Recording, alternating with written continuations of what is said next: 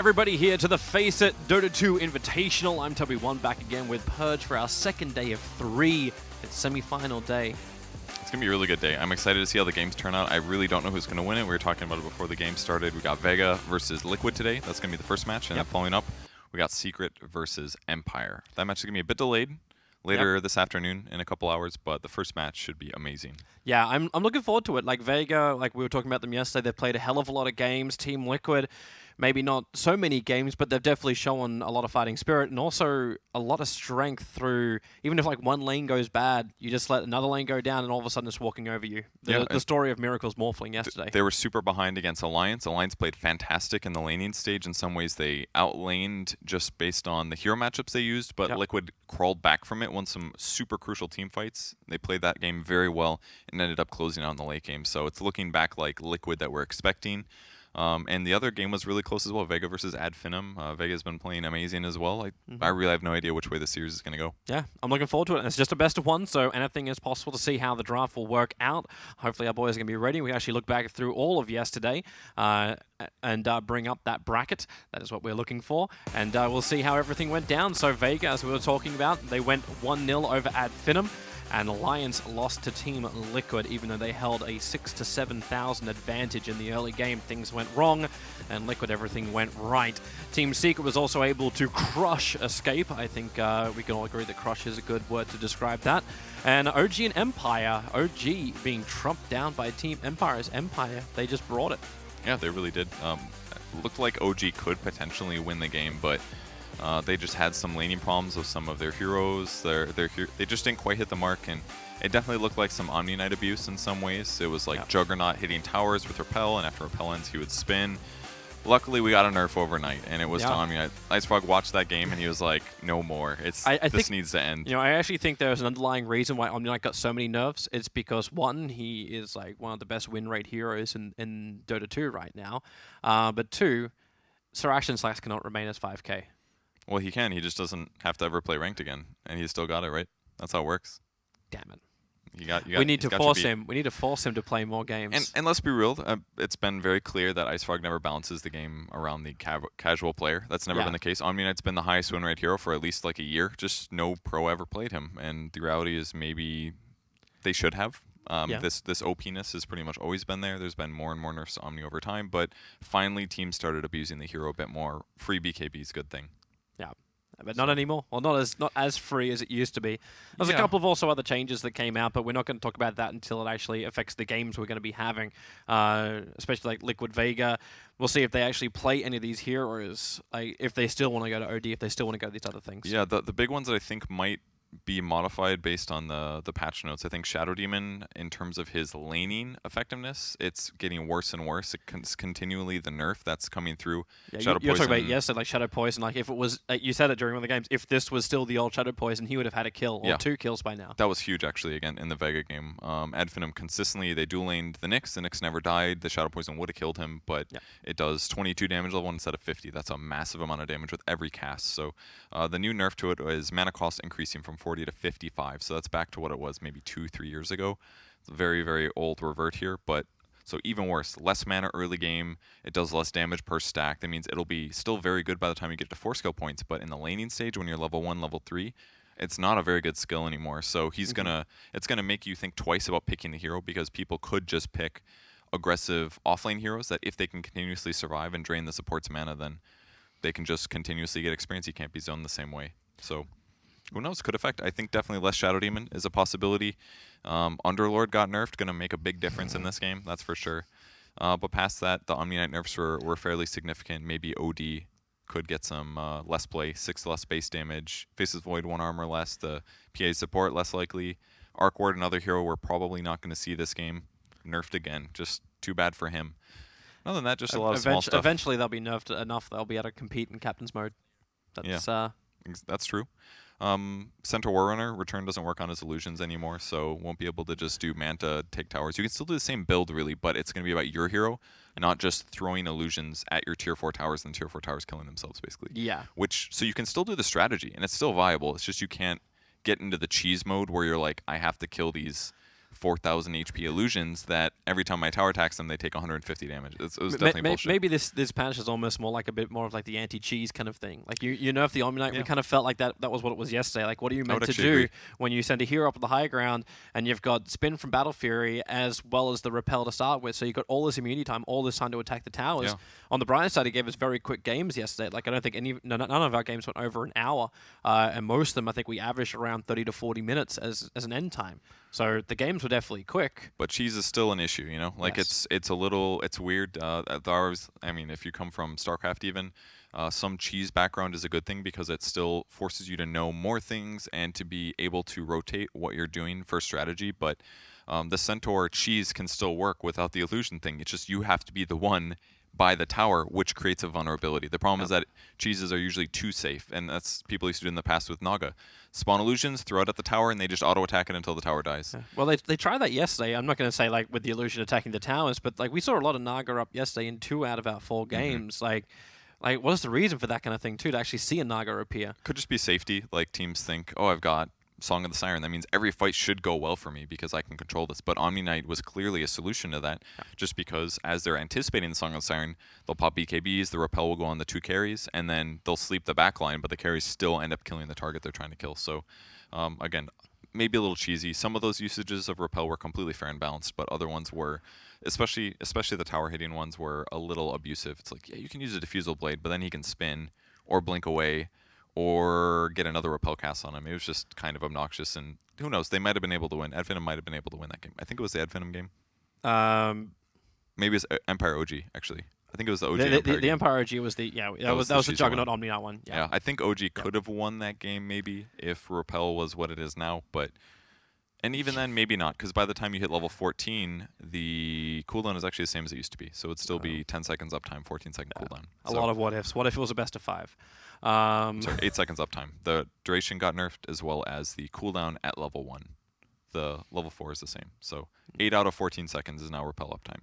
Better than the old days of 10 out of 12. That's a lot. I have a 2-second window I need to exploit. Now it's massive, 6 seconds. Well, now it's just more of a skill-based hero, right? Exactly. It's all about timing it. You have to use it at the time when your opponents need to be magic immune. And now it's not just, well, I might as well repel him and go up and slap the tower 8 times and rinse repeat until the tower's dead. That's just stupid. That's not fun to play against. Right. We've got a moment just before the teams are going to be ready to go, as we are waiting for our last man, which is Miracle, to join into the Team Liquid slot. But of course, while you've got that time, head yourself over to FACEIT.com. Of course, they are the guys who are behind this whole tournament. $25,000 worth of money. All these teams have to do is win a minimum of 4 games. And you've won yourself the lion's share, which is 10 grand going to first position. But of course, you at home can compete. You can also get your own stuff as well. If you compete in the FACEIT tournaments, you get points. You can buy up some rares. You can buy up some other stuff. There's a whole bunch of things. So just look at the website, search through the page, and you'll find everything that you need for multiple games, Dota, CSGO, and more. And maybe this could be you, losing to any of these top tier 1 EU teams in a best of 1. That stuff's not easy. These teams are amazing. We got a lot of good teams. You give so much confidence. Yeah, you can win to lose. That's what you can do.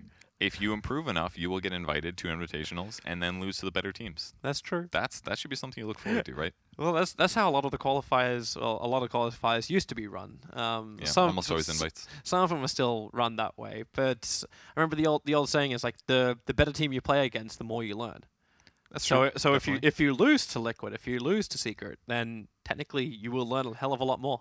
Depending on the team, whether or not you can. Yeah, or you may disband in the spirit of Dota. That's the other option. The solution is your teammates are bad, not you. That's the issue. That was a very unfair way to say that, to be honest. But is this why Vegetable Esports is such a strong organization? Yeah, because we never disband or something. It's more like we have a 25-man roster. It's real strong. Just pick whoever's available. You can be like one of those big clubs that's like, we've got a second roster, we've got a third roster, and we just pull from it whenever we want to put a player on break in the first roster. That's one way to run your business, yeah. Yeah. Similar, we did same thing in Korea, really. Okay, so let's actually talk about the guy who is missing right now, because he's probably one of the biggest name additions to Team Liquid, so it's Miracle. Coming over from OG having a very disappointing performance at the International, to say the least. Yeah, extremely without a single win. Like, was it 2-0 and 2-0 or 2-1, 2-0? I think they got 2-0'd by Phoenix, because it was super unexpected. I don't remember who they get knocked out by. I don't remember. Either way, they couldn't win a series at TI. It was Demon's team. TNC. TNC. I couldn't remember the acronym. Yeah, they got knocked out by them. I think that one was a 2-1, I believe. The loser bracket one. I might be wrong, actually. I can't remember. I have a feeling, because I was also there in my brain going, one was 2-1, one was 2-0. Either way, disappointing performance. Now he's teamed up with Team Liquid. I'm wondering how Liquid approach playing with him. Like, because the old saying with OG was, you know what, like they always seem to win every time Miracle was able to hit the next 1K mark. So he'd hit 8K, and then everyone in OG would be reminded that he was the best player. He hit 9K, everyone, and then they just play everything around him. How do you think it's going to work with Team Liquid? Because they don't really have that kind of approach as a team. That kind of topic is interesting to talk about because it is very scheduled around their team-based strategy, whereas OG, they definitely did team-based strategies, but the heroes that Miracle's playing are already very different. He's played Rubik a few times. He's playing Morphlings now. In the past, it was always like, he had a very diverse hero pool, but I felt like it was very consistent heroes that he was experienced with in pubs. Yeah. It might have been more of his influence on what he wanted to play, whereas this lineup kind of perceives to be either he's slightly rusty or he's being forced into heroes that maybe he's not 100% comfortable with. Well, I'm fairly certain Kuros has a plan, and he probably is going to fit Miracle into that plan. Most likely, and maybe at the end of this, Miracle can reach even new heights in terms of competitive play. Maybe. But it was very clear that he was, and still is probably, one of the most mechanically talented players in the world. Amazing game sense as well. Yeah. Especially one of the reasons why I'm probably more scared of the Team Liquid roster than like on the same level as like the skill of EG and what they're showing as a team. Like, if Team Liquid are able to get this proper gel going together, like seeing someone like Mind Control having the influence he has on the offlane, and then making that extra space for Miracle, that's probably the scarier thing. I never really felt like that actually happened with OG. Like, when was the last time you said like Moon Meander has like dictated the pace of the game? I actually don't agree at all there. I think Moon Meander's. I think Moon's a very, very good offlane. Definitely, I think he's very solid. I think his best features are that he's very good on 1v1s. It's not uncommon to see him just solo kill somebody, even in a lane that looks kind of normal. He'll very often do that, and I think that was one of the lackings and one of the reasons he swapped out for Moo is that Moo would often do a little bit weak in 1v1s. Amazing player, but his 1v1s were not the same as Moon's. So that was one of my excuses for why I thought that it was justified for DC to swap. Genuinely think Moon is really solid and has the potential of changing up his role in a way that could carry the team. So I think as Batrider, for example, he consistently gets double kills. It's not uncommon to hear that happening with him as a player. So you still think that like the same level of support is going to be there for Miracle, like the offlane are creating space for the big core? I mean, it's a little different, obviously. Mind Control has a bit of a different playstyle. He's more of a farmer, I would say, but he's very, very good in 1v1s, arguably even better than Moon, in my opinion. I think he used to play mid originally. I have huge faith in Mind Control for his carry potential and his 1v1s, and I think his ganking is also, ganking in teamfight is top tier. I wouldn't necessarily say he does dangerous things that allows him to outplay his opponents like Moon does, so that could cause some space creation issues, whereas Moon would take focus. Mind Control may not do that because he'll be safe and continue to get farm, so that could be a problem, definitely. That's actually kind of like the point I was trying to get to, but didn't actually word it correctly. The fact that like it always seems like Mind Control can be that consistent support that Miracle can rely on. Where Moon, like he'd win the one-on-one matchups because he would just pull something out, which is amazing, like and just showcase his skill. But like it seems he's always. I wouldn't say win the 1v1 matchups. I'd say stomp the 1v2 matchups sometimes, the 1v3 matchups sometimes. That creates massive space, whereas Mind Control would win pretty much every matchup, no matter what, with the exception of yesterday. Win every matchup to allow his team to have a good mid game. Like I've seen so many games where maybe not so many, but I've seen a couple of games he's playing Beastmaster. He has the most net worth in the whole game. Most last hits. I'm like, this is your offlane. I don't think we can really punish him for yesterday. Like Alliance switched that lanes. Like they switched that perfectly, and he was screwed beyond. Yeah, it really was beautiful laning from Alliance. They should have won that game. Loda even tweeted about it. He's like, I haven't thrown like that in a long time. And I thought about it afterwards. I was like, yeah, you could tell from his play actually in the late game that he kept making pretty major mistakes. He was completely off his comfort zone after having an amazing early game performance. His mid and especially his late game was just not his normal skill level. He was too emotionally affected by. Loda's also and always has been his own harshest critic. So when he knows like, and the last salt in the mouth, like when he got ganked. On top of his own racks, the second he died after his buyback was on cooldown, you know that was sitting with him pretty hard. So, yeah, definitely. That's a tough thing about competitive gaming.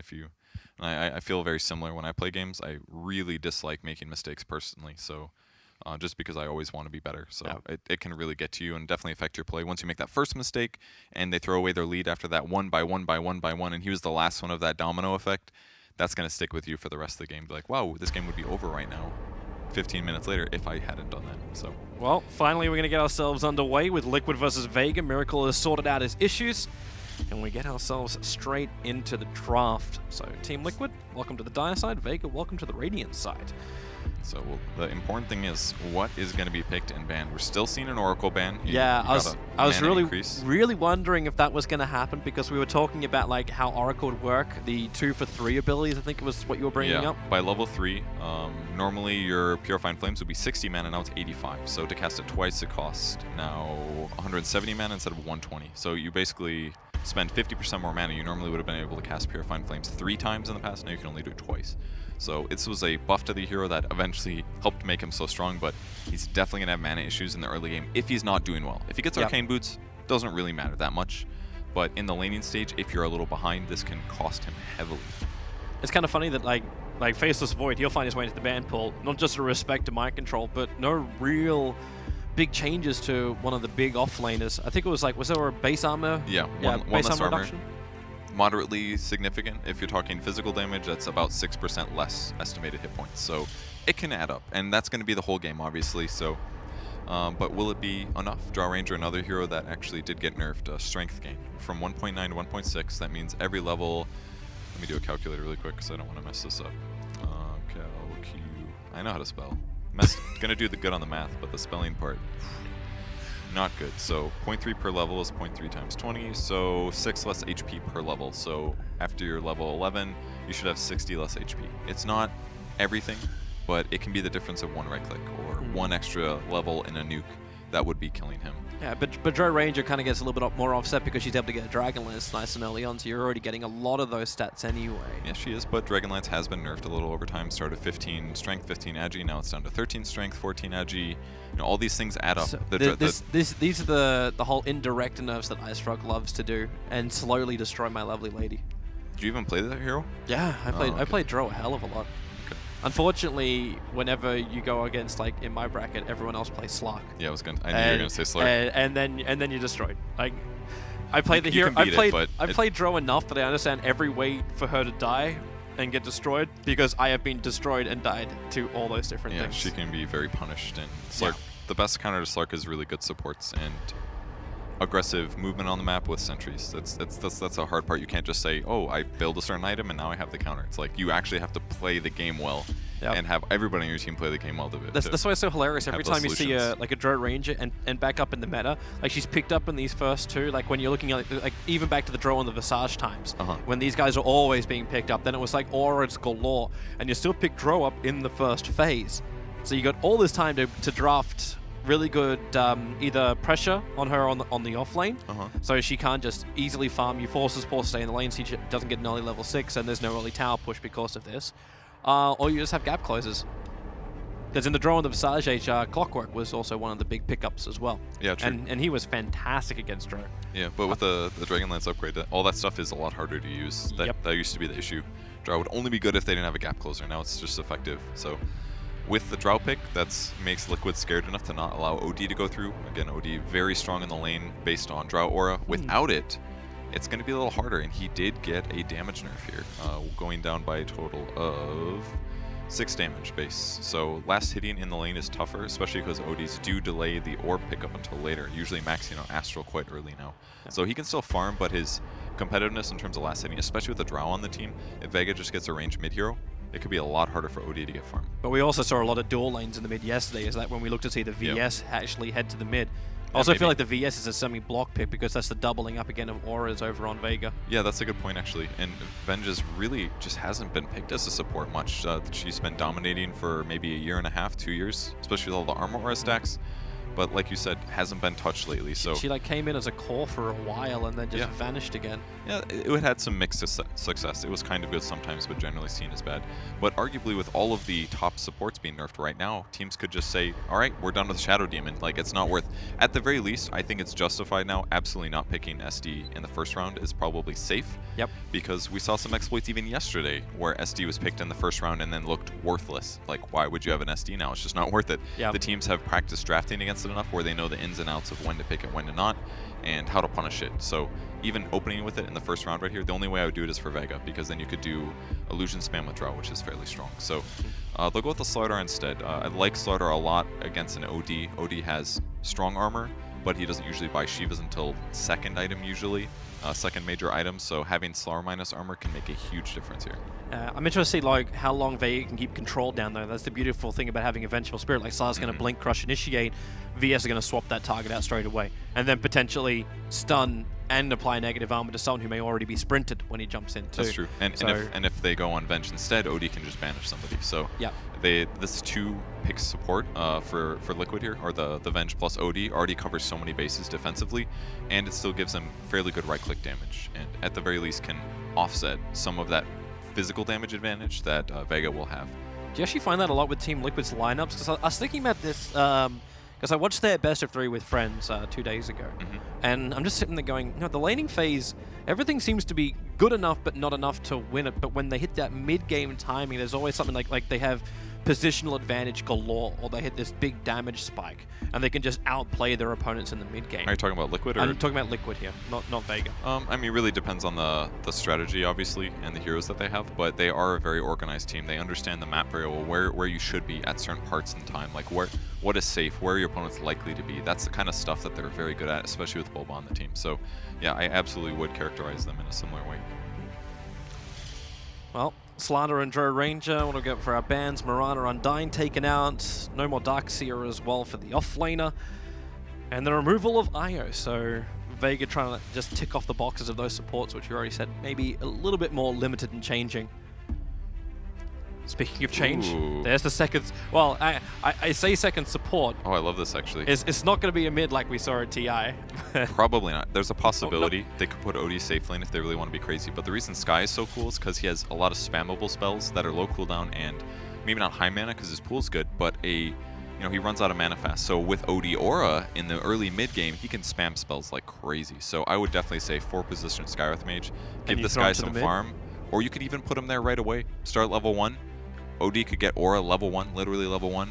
It's going to give you more longevity with your Arcane Bolt Harass, and then Vega's going to have to deal with that either from heal or something else. I'm not sure if there's like a good solution to Arcane Bolt spam level 1, but if you even if he rotates over and OD hits like level 3, level 4, that's already going to give you a big advantage. Although at that point, Skywrath could just die.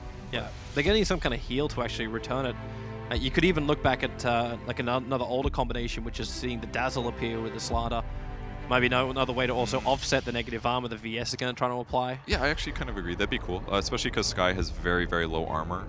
Throwing something like a Dazzle on top of that could be good. And Dazzle was seen as one of the best supports before the Oracle Rise got really popular. But like, you're actually totally right. Look at the game right now. This looks like a game from like a year ago, right? Yep. It's like all the heroes that got popular in the meta, all of a sudden swap them out back to we'll go back to the old stuff that we know. We'll go back to old meta because now, and that's there's been a different balance adjustment basically. Like the last couple months have been nerfs to the top heroes, nerfs to the top heroes, nerfs to the top heroes. We're not sure if there's going to be a patch before the major or not, but it's a very different way of balancing than Ice Frog normally does. So it's adjusting. We're seeing some regressive meta, probably just for the fact that this is like the first game that these teams have probably played in the new patch. So at that point, you just go with whatever is comfortable. And the Doombringer pickup from Vega, like it's an old school comfort pick. Kuro, of course, captain of Team Liquid, is going to know all about it. He ran it as a 4 position for like almost a month straight in Team Liquid. And that's where my question now starts to pop up as well. Like you look at Vega's squadron, you've already got the Slardar, you assume he's off lane, and then the Drow Ranger's safe lane. Like the option of running Drow in the mid, if there is a Skywrath Mage and an OD head there, you don't want to be putting her in that situation if possible. So you pick up the Doom, someone that's able to survive the harassment from the VS and the Skywrath Mage. You trigger Scorched Earth. You need kill potential from Team Liquid. So far, it's their only role they haven't filled, their role of Batumberman. I just don't think they can lane Doom versus an OD though. I think that would be a little too hard. I mean, he But can roam, that's if the but OD's in the safe lane. If OD's in the mid, you can put Doom to the off. Oh no, Doom to a 4. I mean, yeah, it could still be 4-position Doom, completely reasonable, and it would allow them something that could stand up to the Skywrath Mage better. High HP and HP regen. That's basically the counter to Magic Nuke, so Doom could work quite well. And obviously, if you Doom OD, he can't use his Orb in fights, so he loses by far his main damage source. So Doom is actually a good pick in this case. Are you actually concerned though if you run like Doom and Slider both as cores? Like you put Slider in the 1, Doom in the 3? Like, does this weaken Vega too much? Yeah, I mean, they would have a weakened Drow aura, but you can play Drow a different way. Like, honestly, Drow can function as a carry without having to amplify a range hero. It definitely works. And with the Witch Doctor pick, honestly, this is like a 1 year ago draft. It's like so straightforward. Witch Doctor, physical damage means Slardar amps it, but she also has good right click, so Witch Doctor's already good in lane. Like, that's a great dual lane. Drow Witch Doctor should cover you extremely well against a hero like Axe. I love it that we actually talk about the SD before this happened, like his lack of lane presence, and then you get heroes like Skywrath Mage is the spam, is the great lane presence, especially when combined with the OD. Witch Doctor combined with the Drow Ranger, fantastic lane presence and a good transition into the fights. That's, I mean, laning is super big. We saw it yesterday. Like, laning is everything right now. And it has been for a while. It's just the heroes have been different. It's been Oracle, Shadow Demon, stuff like that. Heroes that can lane but also have cheesy things that they can do later. And this game we're going to see strong laning that also will be good mid game. And one real old school as well, even banning out the Lycan. Matamaman always loved going Dogman. So he won't be allowed through this time around. And that would actually solve one of Team Liquid's problems. They have no real tower attack. Yeah, that's actually really important. Axe is more of a counter-initiator, obviously. But if the Lycan would be good against Doom as well, same thing, basically. Good against Doom because he doesn't have to worry about getting doomed as long as he goes into form. And he's also that chaser that could guarantee the kill and drop. Wind Ranger, good pick. So this is something that Wings did at TI. They grabbed Wind Ranger off lane. I'm not sure if that'll be the case. Maybe a dual lane. But once you get 6... Wind Ranger mid? Wind Ranger mid with the Drow buff? Yeah, very obvious. Definitely going to be Wind Ranger mid. Bonus damage from Drow Ranger, so you should be able to lane against OD. You're entirely physical based. You're far enough away where he won't be able to kill you. You can just Wind Run if they're trying to kill you. You've actually got such a big buff up as well, considering now OD's got less damage, so even Wind Ranger can get more in his face if he's not getting Orb early on. Yeah, absolutely. And once you hit Focus Fire at level 6, you already have such a damage bonus from from Drow Aura that you actually hit amazingly hard. I really like the draft from Vega. You know, we joked about Skywrath Mage mid. It is. It's Bulba. Bulba's actually on the Skywrath. Must be Carry Bench. Yeah, that's a one position. Okay, we also joked about that. So a one position Venge coming back. We got an OD mid, the offlane Axe. Thoughts? Okay, I think it's pretty good. They're going to have huge issues killing Wind Ranger because they're very right-click based, with the exception of Skywrath Mage. But I actually kind of like the Venge support. It's going to basically shift their game to stronger early, which is important when you're against a Drow Ranger to try to match that. Yep. If they get a little ahead, Team Liquid can absolutely roll here because Vega is still a little cooldown reliant on the Doom ulti. Is this when you actually say, like, if you want to have that early presence, do you push the VS to the offlane? Like, do you actually bring down the Ogre and the Skywrath Mage and contest the Drow?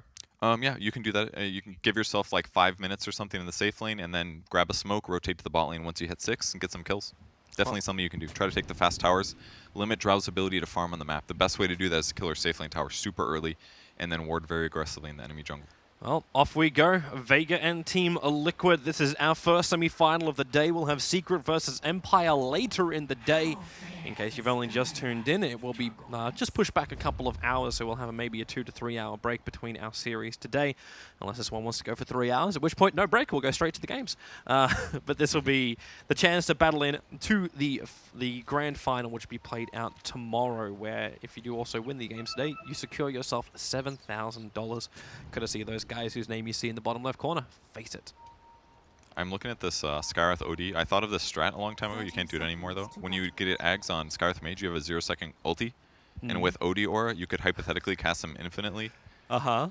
But I never did it. You'd have to get, like, Bloodstone Ags or something. It was, like, the only way I could think of it. You'd also have to have, like the RNG would have to be completely your way. No, if your mana pool is big enough, you could cast it. Plus, you could cast a 70 mana spell in between your 600 mana ones, or 800 mana ones. So it could have worked. You can't do it anymore, though. The Ags works differently now. Lasts for 12 seconds on one spot instead of 2.4. So no more infinite cast, and the cooldown is not 0 anymore. So the sad days. My cool theory craft I never got to do. So too bad. you should have sold it to Complexity before. Oh yeah, they might have done that. Before TI. Sky was not good enough. That's for sure. All right, what team can you sell it to now? Like, what team does that kind of creative stuff? There's a lot. Alliance definitely. I think they Theorcraft the most. Their team appeals. You could have always sent it down to Jimmy. I don't know. I don't know if that works. Jimmy missed a Coddle Axe recall into Blink Call. Yeah, maybe. So Ogre is actually going to start mid, not the Skywrath Mage. Sort of makes sense, especially with the Doom. Sky would have some trouble combating him, so it'll be Ogre instead. Safe lane is Mind Control's Axe versus the Drow Witch Doctor, the dual lane we expected. And then offlane, it's Skywrath Mage plus Venge versus a Slar. What did that Doom pick up? What creep did he actually manage to get? Ooh, we got an Alpha Wolf. Yeah, okay, so... That's everything. So you're actually bringing in more aura to that mid lane. Yeah.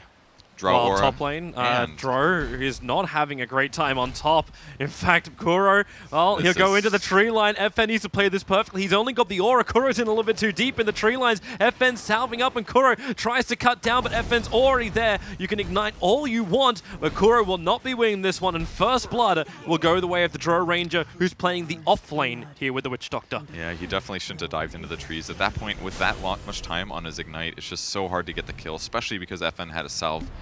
Way too greedy, and that's going to give Drow Ranger a very fast boots, which is even more advantage against the Axe here. Lucky for Mag on the bottom lane too, he was able to get back behind the T1 tab before the VS and Skywrath could try and kill him off.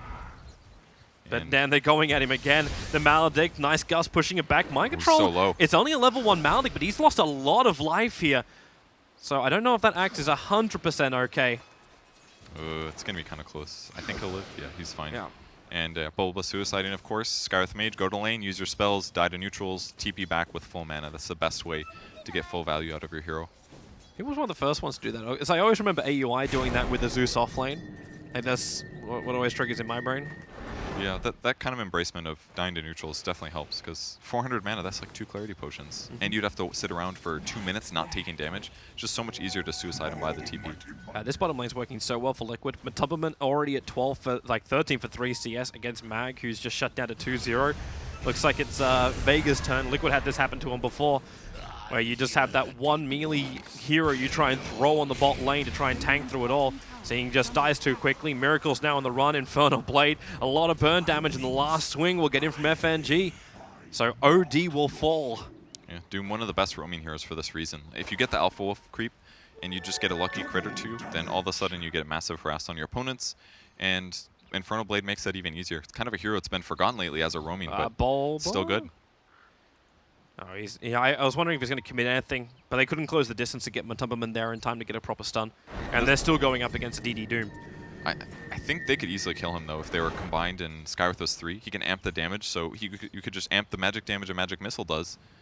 2 nukes, lots of slows, good right clicks as well with Wave of Terror. It's just such a strong dual lane, actually. Misshackle this time from Iceberg means no opening on the OD. As Mind Control's playing very defensive in the tree lines. It's kind of like that Mr. Consistency. Don't die on the off lane, then just wait for your chance to attack. Yeah, exactly. Trying to shackle Miracle again, but it's not working. It's just so hard for him to zone the FNG. He's got to offset this with regen. His last hits are so much less. Here's your time to attack. The Battle Hunger's out. You're going to Gust. The Maledict over on the 2 of them. Mind Control still going to have that call as the silence wears off as one good spin allows that extra damage to be done, and Seema will fall. Good choice there. I also like that Crow did go for Fire Blast. Everybody's going Bloodlust level 2 lately, but any support that has 2 nukes by level 2 is always going to have a really good early game advantage. Bulba possibly rotating either mid or to the top lane. And yeah, it's done. FNG's got Tranquils. We used to call this China Doom all the time because players on the Chinese server would always do Tranquil Boots roaming Doom, like level 1 with an Orb of Venom, and it was amazingly effective. At first we thought it was stupid, why is this Doom running at us? But then he would just tank tower hits and not die and kill somebody with a couple crits. Is pretty amazing. How do you manage your mana when you do that? Like, it looks like at the moment FN, Paralyzing Cast going to bounce out back over to Kuro, but he still kept himself in range thanks to the call as well from Mind Control. FN has no way to get back off the lane while Miracle dies in the mid. Try to imprison and keep the OD out, but he already hit with his Infernal Blade and did the damage required. So another kill on Miracle, but at least they do kill the Draw Ranger. I think that offset's pretty solid. I mean, there's a possibility that Wind Ranger could be the carry this game, but I don't have a huge amount of faith in the hero. Mind Control is... Ooh. I would be more concerned what happens when Slardar is finished down the bottom lane. They finally just push him out, because then the Drow goes down there and you'll lose that tier 1 tower on bottom. That's why I'm looking to see like also how fast the Drow gets to level 6. If she can add pressure towards that top tower and bring it down and rotate off then, then Vega get what they're looking for with the draw. You always want those tier 1 towers gone by 15 minutes. Yeah, but it's not necessarily safe. Like, she's got good right click, but that's pre-6 that she is right now. Oh, Iceberg should be dead. Matumbaman's rotated over. There's more support there from the Skywrath Mage. They seal, and that's that amplification you're talking about of the magic missile. Iceberg will die very quickly, and there's nothing FNG can do. Yeah, really nice gank there. Bulba's been rotating amazing this game. The gank on the Drought top, and now coming back mid, matching with Matumbaman. And looks like this is basically a lane change, which is so cool about it. He runs mid, gets a kill, and then goes top. Doesn't have to TP. It's unpredictable. It limits their opponent's movement. Like, these kind of rotations are just super efficient and will pay off in the long run, especially if they can kill Drought top here with this. Vega don't see it, the movement, though. They do have an observer ward just a little bit further up inside the lane. And this is now going to see the movement. So Ogre's up, and yeah, so finally the vision's up, but Miracle, and these shackles is just too easy initiation. Team Liquid, they're flying in to help, but Miracle, he can't bottle in time, so he'll go down. Mind Control, too far away to also get the call. Matumbaman, now he goes for the stun on FNG, but with a quick shackle combined with the Maldic, Matumbaman is 100% dead now. Mind Control trying to find some kind of answer, but now he may go down too. Liquid, one by one, they run in and give Iceberg a triple kill in the mid lane. Dude, there's just so much damage in that lane between the Drought aura as well as the Pack Leader's aura. Iceberg basically has a double damage most of the time. It's more like an 80% damage, but it's just so much. And Miracle's being pressured. They walked all the way top lane, but because Miracle was dying again, they TP'd 2 heroes mid that had just walked all the way to the top lane. That just could have been Venge farming top. Instead, he dies there. Wasn't quite 6. The walk mid and going to top thing, if he just sat mid even, got 6 there, he would have saved a Miracle. There's so many things that could have been just enough despite all this pressure. But the end of the story is that FNG's Doom has been doing amazing harassing the safe lane.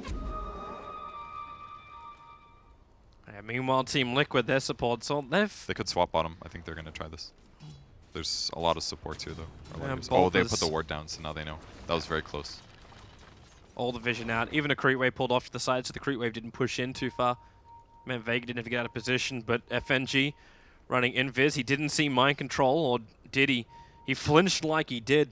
He's got Ogre also moving down the lane, so that's getting scouted out there. But over on the side shot, Bulba, Maldict over on him. Nice and early again from Seema, but they need the damage to be applied. And FNG able to do that. Slices with that Infernal Blade in the backline. So Skywrath Mage will drop one mag, battling against Mind Control. The arrows from FN inside the tree lines. The swap is out, but Matumbaman, well, he'll be in the middle of 3 now. Thanks to that swap. Tried to save his teammate and get some kind of rebuttal. But they give a double kill to the Drow Ranger this time around with a 3-for-1 trade-off fight. Kind of tough there. There's so many heroes there the whole time for Vega, and at the end, Axe finally shows up. And maybe if Matumbaman had 1 point in Aura as well, he put 2 in Terror. I really actually don't like that at all. Very marginal damage increase, whereas, and especially because you use Wave of Terror on one hero usually, and then you have a 30-second fight, Wave of Terror is gone. You could have 20 or 12% damage bonus that whole fight instead, giving it to him and his allies. Might have been able to get a double kill there if he had Vengeance Aura over the wave. I want to see how Vega transition this. So you've had a pretty good start. Your draw and your win range is looking really good for the farm. Your 4th position is also looking really, really effective. What is Vega's next plan? Like, is there a point to force down into towers, or do you just keep going at the status quo? I mean, their laning has been amazing so far, and that's what they're doing so well. All their heroes have good levels. Like gank on Miracle now. Man, these shackles keep setting up with the Maledict. He's going to go invis. Invis banished. Allows him to avoid the ward for a bit, but yeah, he is most definitely dead. It looked like Liquid had the better ganks early on, whereas Vega had the better lane pressure, but now it's just clear Vega's ahead on both, actually. Their rotations have been far better at this point. So they can just keep doing what they're doing. They've got 6 on all their heroes. All of their cores and supports all do scale in a nice way. And they can also sustain in their lane. The only hero that's behind really is Mag. And he's still doing fine. He's level 7 here. Like, the carry of Liquid is actually quite behind now. Matumbaman 0, 2, and 3. You can't really let Venge get too far behind because you know that he's not going to match some of the enemy heroes in the same way. So I'm wondering, like, where is that power play that comes in from Team Liquid? When can they try and dictate the pace of the game? Well, any gank, that's what they're aiming to do, and they're going to have to. Ogre Magi 6, they're going to probably do an Axe Chop here on the Courier. He saw it pass originally. Goodbye, Courier. Oh, unless he misses it! Ooh, that was close. He stood at the worst place there with the trees, but they get the courier, No, movement speed. Yeah, that bonus, it's actually allowing them to run over to the bottom lane. There's TPs coming into both towers from both Vega and Team Liquid. They want to try and defend this bottom lane. The Doom's over on Matubman. He already got the stun off, so Matubman has to back out this fight just for the moment. But when the moment is maybe enough for Vega to take the victory. The seal's on max, so he couldn't get the crush off as Miracle slowly stealing that intel, and the Death Ward back up again from Seema, combining with the crush. They just obliterate the OD as Miracle again, Iceberg! And he has a high success rate in these shackles this game, and Kuro's got no way to get away from it. Liquid, they really want to try and fight that one. They brought their team, and they could not get the advantage. Yeah, it looked kind of good because of the movement speed, but the damage output of all of the heroes on Vega is just so high. All 5 of them do huge damage outputs, and OD had such a gimped laning stage. That's his 5th death just now. Yep. All it took was amp damage, and he looked like a support that has no armor. They're just getting crushed now. They had to win the lanes a little bit harder, and some of their rotations looked good, but by the 4th death on the OD, they should just let him die. Keep Venge top, get the fast 6, get some kills there, but they didn't hit their level 6 Venge timing. They did good leading up to that, but then that 2 or 3 minute period, they got super behind, and now it's leading to these completely one-sided fights. Okay, if we assume that now Vega will move through the last tier 1 towers, let's look at just OD as a point. Does he try and get a hand of Midas and say, I'm not going to have a lot of access to anything? Do I try and build for something like this, or does he have to go for a combat build? I think it's definitely safer to go combat. Midas would just delay your potential Force Staff by so much. One Force Staff could potentially save whoever Slaughter goes on or whoever gets doomed. Not to mention limit Shackle possibility. It's got to be Tread's Force Staff, I think, on OD here, and maybe Dragonlance afterwards. But I would definitely get the Force before the Dragonlance. Maybe. Even something like a Basilius could really help, just give OD more armor. That's definitely another thing he needs. I'm wondering what Liquid are thinking about this top tower. You know the push is going to eventually come. That top tier 1 and mid tier 1 will be dying. The question is, do you defend it? Do you bring everybody? Now, we're able to have a glimpse because Dro was showing herself on bottom lane, but now she's TP'd. Off that, there's a lot more unknown. Like, all you got is the 2 heroes on the top lane and Seema in the mid. Yeah. Where's the rest? It's definitely scary for sure. Another really big thing is Mind Control's Blink.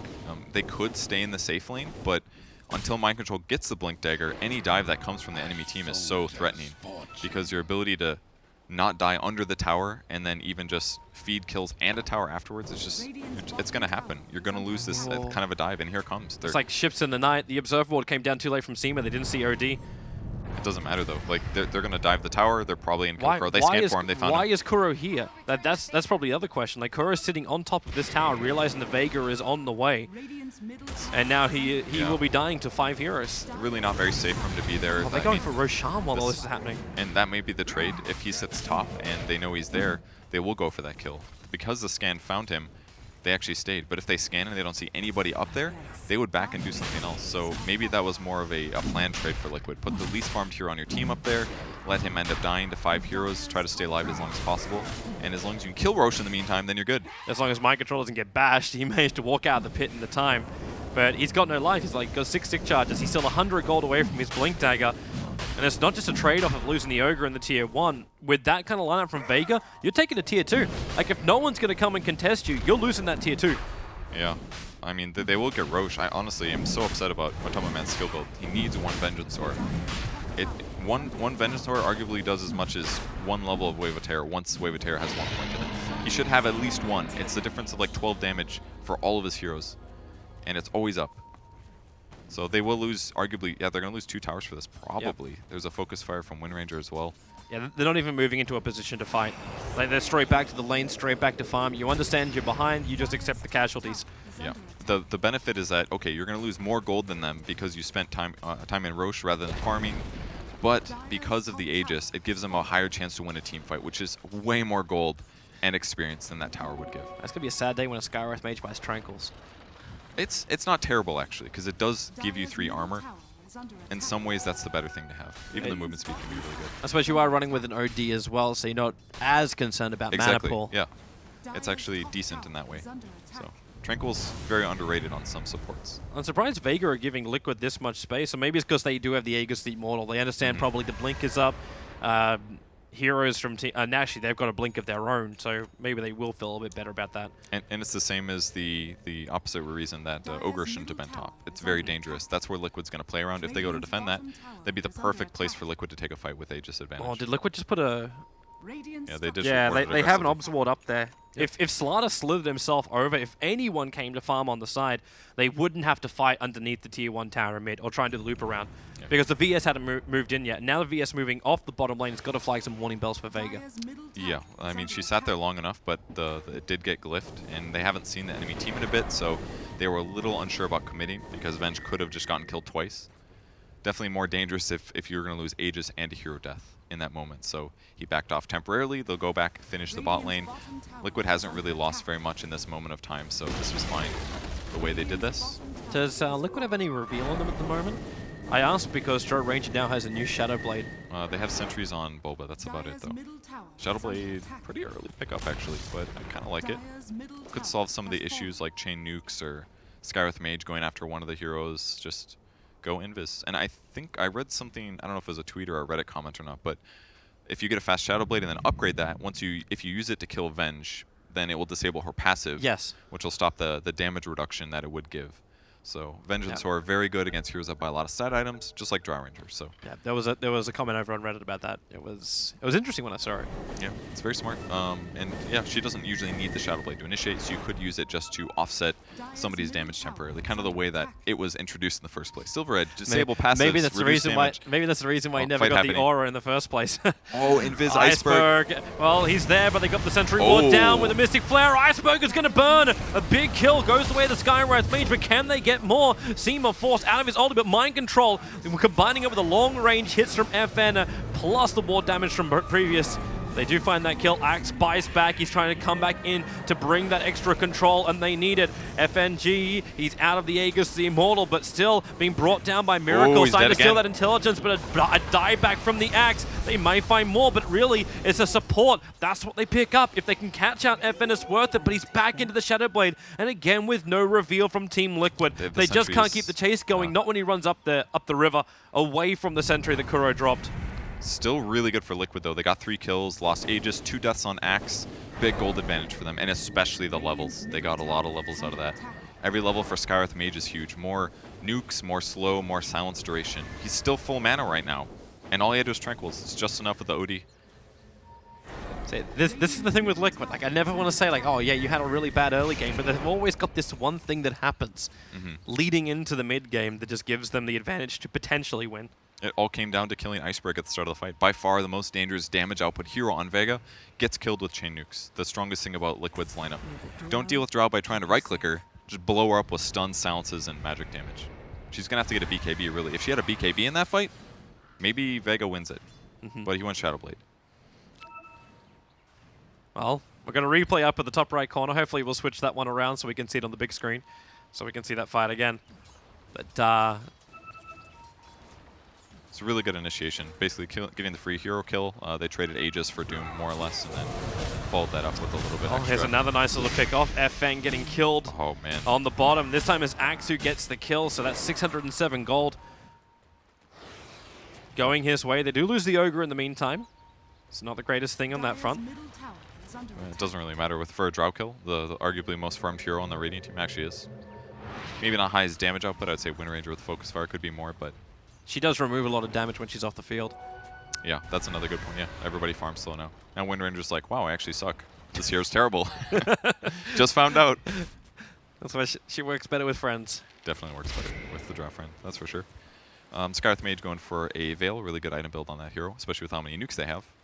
Mind Control isn't really in tank mode yet. That's the one very vulnerable part of Liquid's draft. Good at initiating, bad at tanking right now. They'll get there eventually. Ooh, is Venge going Ags? Okay, I kind of like this. So you get the double VS. Yeah. Technically, one's Axe is stronger as well. Like, he can tank on the front lines, and you're going to combine it with the Veil of Discord, which is on the way from Bulba, because he got that kill to start with. He got a huge injection of money, so he's now got the double nulls. Yeah, he's actually almost done with the Veil. He's only about 400, 500. Could be a fight mid, though. Yeah, they're prepping up for it. Oh, the swap TobiWan swaps them down. And now can they actually find the kill with that Mystic Flare? It's enough damage. Again, Liquid find the pickoff, but the shackle on Mind Control as well as Miracle. They just couldn't walk away in time. So they've lost at least one of them. Miracle comes out of his own imprisonment. He'll go down. The extra crush holding TobiWan in position. And Vega, the perfect controlled fight. The disable was just out of control. The paralyzing cast kept bouncing between the Ogre VS while they were going on the OD. OD is forced to banish, which buys them 4 seconds to continuously disable the Venge, and then they kill everybody on Liquid. It looked like such a good fight start, but all of a sudden the disables just changed everything there. And Team Liquid pay the price for it. They're now 20 to 10 on the board against them, with Vega just bearing down the mid. They're not going to push all the way up. They're actually going to leave the tier 3 towers up. Liquid will be respawning pretty soon. We have to remember we're only 20 minutes into the game. In 20 minutes, we've managed to have 30 kills. And Hurricane Pike now, something that they really needed on Liquid side. If they had a Force Staff, ooh, a bit of a leg spike there. If they had a Force Staff on Liquid side, that probably wasn't happen. Separate the heroes, make the casks stop bouncing, and an extra hero or 2 get away. Even if the Ogre died, Ogre plus OD, that's fine. If Venge dies as well, though, everything changes. I kind of like the Ag's idea. It's going to limit her damage heavily, but like you said, the Spirit will always be up. They'll always have the extra nuke damage. They'll always have Wave of Terror, and most importantly, a 10-second cooldown on another swap. So once the fight starts, if Liquid's winning it, it's going to be very hard for Vega to get away. Yeah. When you can use swap for both defensive and aggressive in the space of the same fight. Yeah. Well, here they go. Mag jumps in. The perfect crush on TobiWan. The Doom onto Mind Control. The disables again fly out, and the focus fire damage. TobiWan swaps Kuro in. Thanks to his extra stun, they will find their revenge kill onto the Doom, but the Death Ward is on Kuro, is on Bulba, and Bulba barely lives.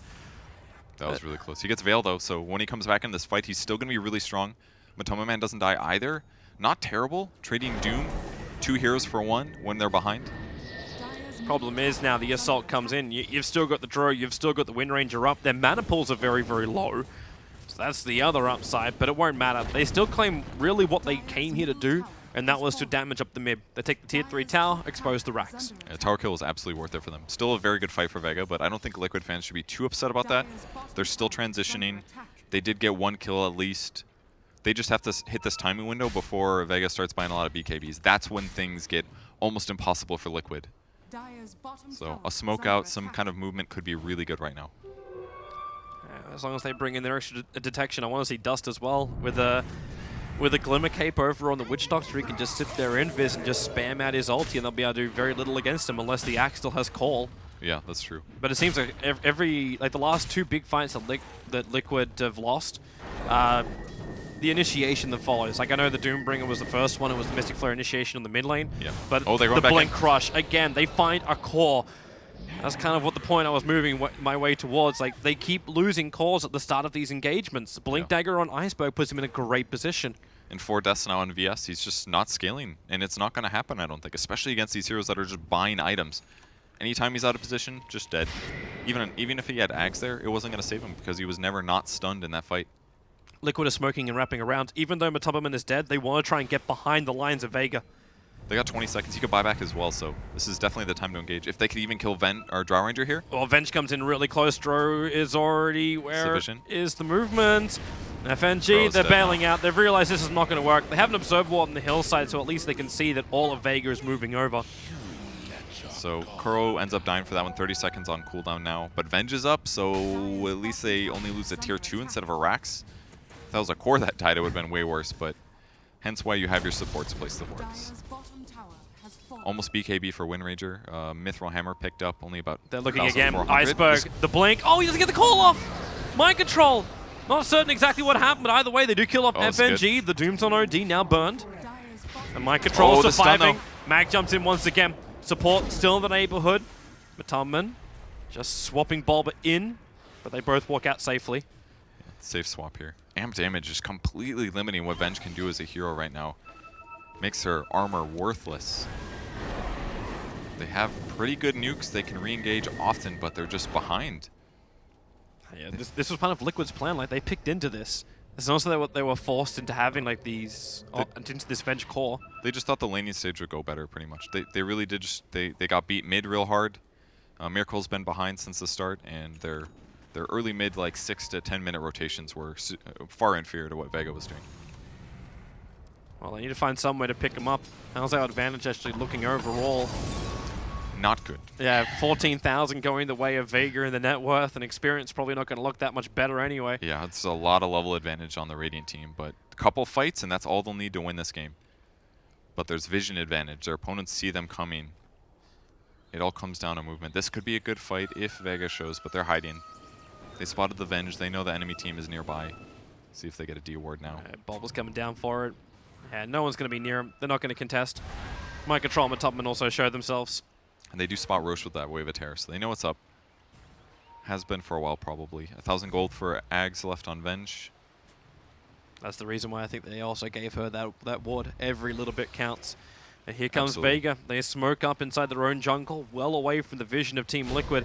And they start over on Roshan with the amplification. Oh my God. it's only negative 10 armor on Roshan, but he's still dying that quickly. The Wave of Terror is out. Mind Control, he jumps in. He was looking for it, but now he's stuck. Is there any force stuff? Something to get him out of there. No, there's not. Oh, and in fact, up. Mag is looking for more. The steal with a Mystic Flare. Mag will get exploded. So it was a 1-for-1 trade-off. The Vega do still grab the Aegis, and they get Roshan. Mag a little too excited for that one with sprint up and... Oh, Miracle. Oh, The he can't die gust, here. the cold arrow is slow. He just got his Hurricane Pike delivered. Okay. But he needs to go back and heal up first. They can defend this here. It's decent with Slaughter dying. That was definitely the first hero that initiates every single fight. But with Wind Ranger, he could blink Shackle. If he gets a good lineup, they'll just take the range barracks and back off. Definitely the safer thing, especially... That took him, what, 4 seconds with just 2 heroes, just like basic attacking it? Yeah. Oh, and by the way, Doom also has a Vlad. So Vlad's aura, 15% damage. Pack Leader's aura, 30% damage. He's giving their team 45% damage just by standing near them. And Drow Ranger gives a set amount, 61 right now. Wait, are you falling for like the Toby issue? The fact where you start adding up every bit of damage that comes across from every single aura, and just how great it is when the Drow is involved? This one is really significant. The plus damage from Doom alone looks like it's 70 damage. It's actually what Doom is doing for damage is better than what Drow's doing for damage this game. That's how much it is. And it's only going to get better as their base numbers increase. The aura will always do more. Miracle's got to feel so scared when he goes into positions like that. Like, he's got a creep wave in front of him. Normally that's security, but with the Wind Ranger, that ain't security. At least they have a Force Staff now in addition to the carry swapping. Not something, you don't really want to put your carry in danger to save another core, but... How many Force Staffs have they got? Because they got just the Hurricane Pike and then they got the one on the Ogre now. I'm sorry, the one on OD, of course. But So 2 now. Ogre plus the OD. As long as you're facing the right way, maybe you can be saved. All right, Matomi Man's almost got eggs, but they're ready to go high ground. Almost Butterfly and Drow. FN can just use the range. He's going to force Team Liquid to attack, because in the meantime, he just attacks into the melee. What are you going to do? So scared to go on FN because he has Aegis here. They're just not even going to bother. Yep. Well, they'll glyph it, I guess. Fortify at the last moment. FN, are you going to glimmer him? But they know. Like, they know they can see it. FN, oh, they what a force! Staff him all the way up to the tier 4 towers. Burns the Aegis, the crush on the front lines. But TobiWan, he's being controlled. The Doom's over on Miracle. And now you may have lost your Aegis hero, but the cost is just well worth it for Vega. They force Liquid all the way back into their fountain. Maybe a little bit too deep on the dive here from Vega. But with no OD, no Axe, they start the power to defend this. But TobiWan's meant to be their damage. He needs to get a swap or something, but he doesn't have it back up just yet. So they chase FNG into the tree lines. With the extra veil on him, FNG will drop, but the Drow and Wind Ranger have already taken care of the mid. Now they're taking care of the bottom lane while doing TobiWan on the side. They've got to kill the FN here. It would be really beneficial for their net worth. 3 seconds to a swap here. They've got Wave of Terror for Vision. The Shackle lands. Oh, that's enough. That's enough. They have to back out of this one. Oh, Force-off really forward and Vega are TPing out. They got what they came for. That was still pretty good for Liquid. They got some heroes, but 2 for 2 OD Axe dying. They burn the Aegis, but only 1 technical death for Liquid. So they didn't lose a Rax out of that, really. The Rax was already dead, but what a beautiful initiation. The swap, instant Force Staff, but then they didn't have a Force to get. The Venge into a safer position, and after that, it just became damage control.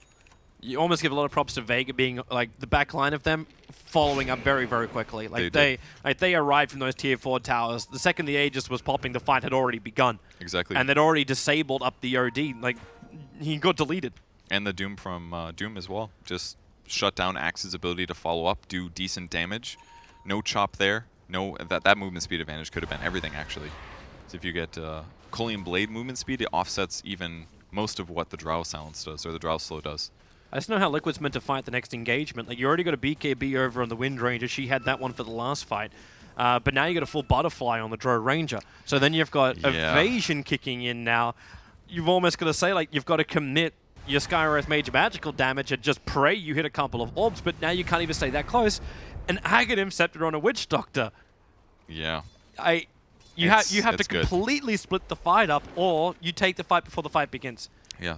But you can't find a pick off on Vega. They're always 5-man now. Well, I mean, you can do combo stuff like they did in the last fight.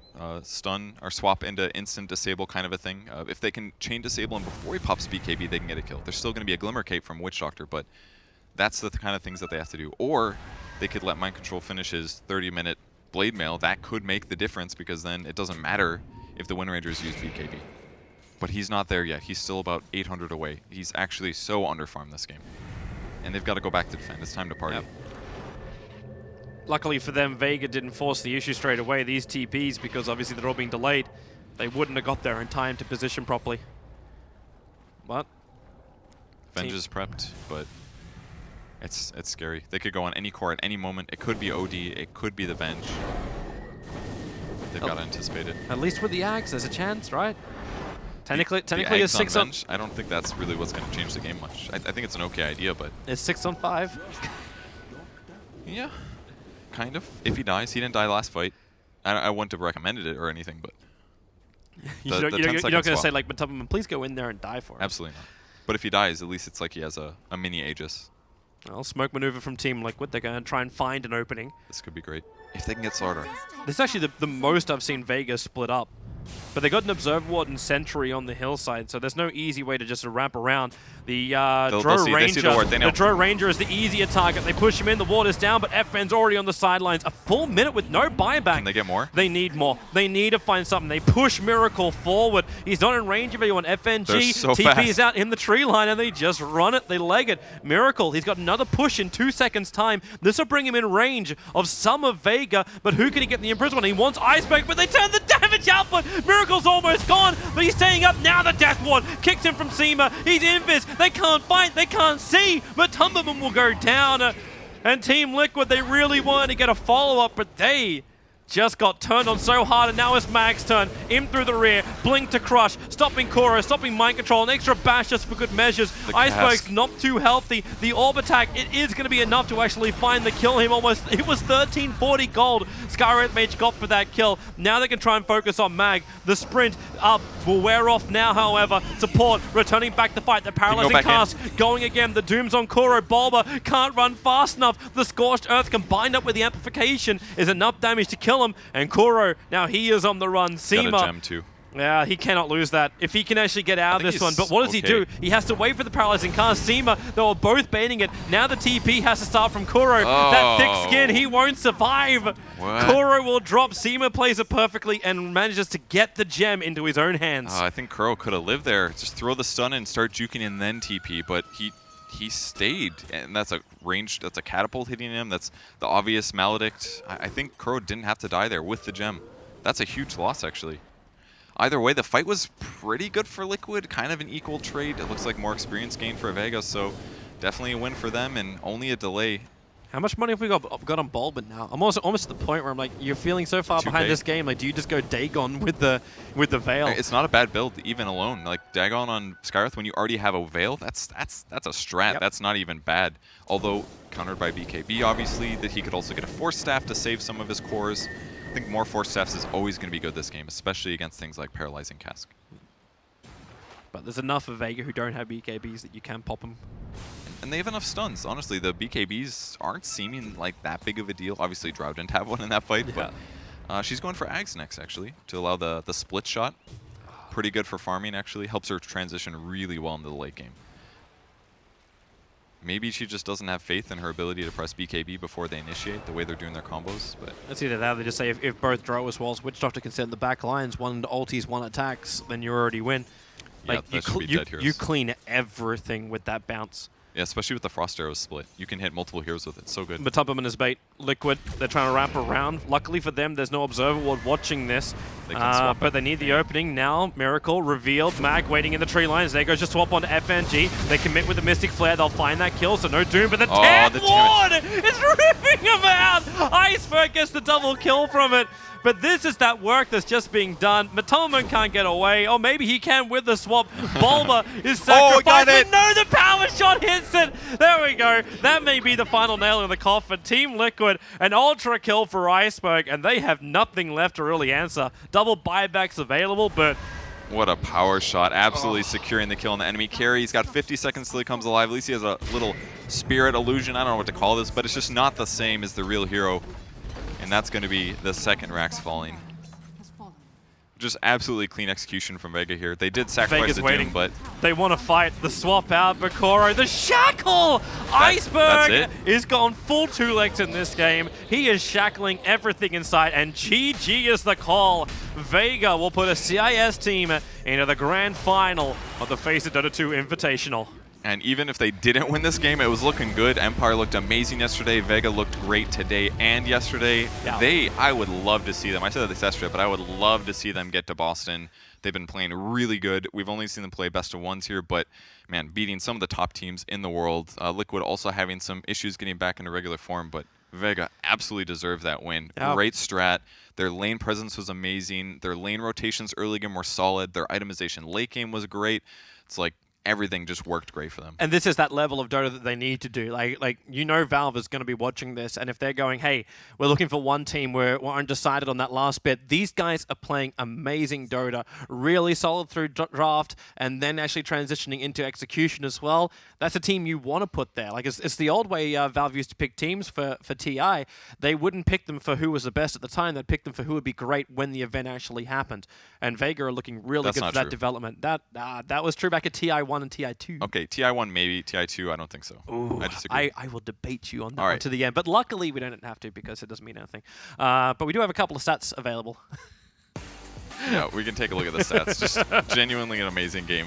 Iceberg 18-3-9. That is insane KDA. He had a fantastic game. Shoutouts to FNG as well. His laning presence was godly. It guaranteed so many kills on Miracle with help from Iceberg's shackles. And just all across the... Look at the damage spread as well from Vega. Yeah, like look everybody at Seema. Like Witch Doctor had output. so much at the end there too. He had more damage than anyone else in the team. Yeah. Oh, Miracle only did 7k damage that whole game. Boba actually did almost the most damage on the team. And that's just based on the nature of their strategy. Stun one guy, amp damage, drop the Skywrath ulti, and that's everything you need. I think they just needed Miracle to do a little bit better in lane. Obviously very difficult with that kind of a setup. Maybe Kuro dished a bit too early. Kuro did get a lot of levels that game, but I didn't feel his presence in the laning stage enough. And then obviously Matumba's early rotations. The first one was good, but after that it just kind of fell flat. And just consistent underperformance maybe from a lot of their heroes, but they really underestimated the amount of physical damage that Vega had from the start of the game to the end. Yeah, I agree, man. Like maybe start to middle. Middle, they realize, they're like, oh, we're dying fast. Okay, now we need to play differently. But all it takes is a couple fights, and that's all it takes to be behind, and then they were forced to play like that. Yeah, so they did a fantastic job. Hopefully we'll also have a bit of a quick look back at the games in just a bit. But man, with that performance from Vega, they're looking really good for tomorrow's grand final because you don't want to miss that one. And while we consider that moment, we can look back how it all really began. Obviously, the mid lane was a good point for it, but great rotations, but yeah, so many times that Miracle ended up dying just based on the dueling, a shackle, a little bit of a hit from a Doom. That's all it takes, the damage amp here. And this was the crucial moment, actually. The 2 TPs to try to save Miracle. And then they lost all 3. Yeah, and that really limited Mind Control's ability to Blink Dagger, Matumba's ability to accelerate. And another shackle. Man, if anything, I want to summarize the first 15 minutes with, it was Iceberg's control. Like, the presence was definitely there, but those shackles just kept coming. Like, to a point where he went the Blink Dagger as his 3rd major item instead of his 2nd. He didn't even feel like he needed the positioning. Every time we saw Miracle die, it just started with a really good shackle in the early game. Yeah, and that's difficult to do. I don't know how people can land the shackles so well, but Iceberg is clearly amazing at laning and amazing at shackling. This was a decent fight for Liquid, at least. They were able to have Doom be wasted, but at this point they ran out of damage, and Vega clearly had more. Even Miracle here on the left side said, oh, I can finally get a kill, and then instantly amp damage, ulti, dead, just completely gone. Yep. So everybody on Liquid throwing their spells, but not quite as focused as they needed to be. based on their positioning, and it was just a cleanup by Vega.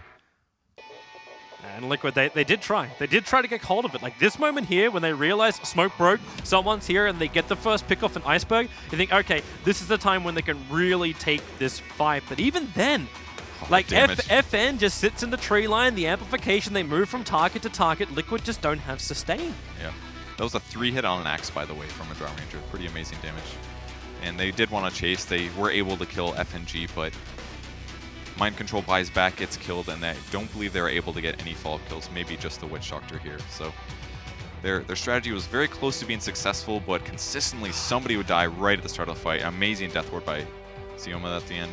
That pretty much sealed the deal right there. And the power shot moment from Iceberg in just a second. Matoman thinks he's safe, and then boom, flies out. Volba gets capped. And that's pretty much everything that needed to be said. Just the huge damage, the amazing laning, good rotations, and a couple bad fights puts Liquid on the back foot. All of their heroes are basically underfarmed from the start till the end, and they never got to take a good fight. Yeah. Of course, this now does mean we have to see who's going to go into the grand final. Hopefully we have our bracket ready and up to go, as we will look to see how our whole tournament is wrapping up. So Vega, our first team to secure a grand final position, with Team Secret and Team Empire battling later today. We are going to have ourselves a bit of a break between the games, but that series still is going to be worth the wait. So make sure you set your alarm clocks and make sure you're back here in time. Team Secret versus Empire is going to be fantastic, hopefully. Yeah. So my fingers are crossed. So the first game that we got to see today, based on the patch, it's pretty fun. Like different ones, not the same supports picked in the first round. We didn't see Shadow Demon. We did see an Oracle band, still strong hero, just a little bit weaker in the laning stage pre-Arcane Boots. Still saw an OD, still saw a Drow Ranger, but definitely very laning focused still, just different heroes. Witch Doctor, amazing at laning. Venge carry could have been better this game, obviously, but there is merits there that could justify it. It just didn't quite hit the mark. Yeah, you actually wonder if like we talk about like indirect nerfs, but I'm wondering if it's also like an indirect way of influencing what the teams are saying. So like you say, you know, SD is the big one. We don't know about his lane influence. Like it's not really that great.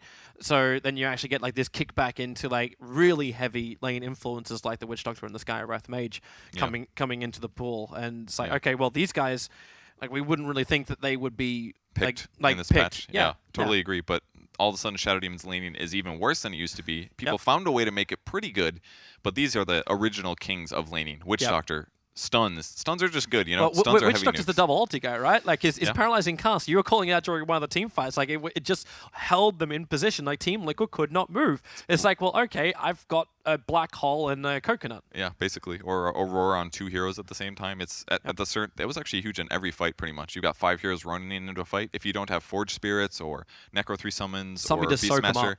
exactly. You just or even an illusion. Everything just you just keep getting stunned. It's like every time it bounces, 1 second of stun on a hero. That's absolutely game impacting. And I'm happy to see these guys coming back because they also make for a really like amazing fights. Like, and it's just the awe when like that death ward